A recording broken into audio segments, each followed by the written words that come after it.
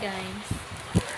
Ito try pala namin yung pares kami hindi kumakain. Pares kami hindi kumakain ng gulay. So ngayon, pumunta kami Quiapo. Ngayon nakita niya to. Kakainin daw niya. So ngayon binili ko 100 pesos lang pala siya. Doon namin nabilisan sa Divisoria Mall. So ngayon, yung mga laman niya is ayan yung mga laman niya. Meron siyang ano nga to? Carrots. Tapos ito ano nga to? Mushroom.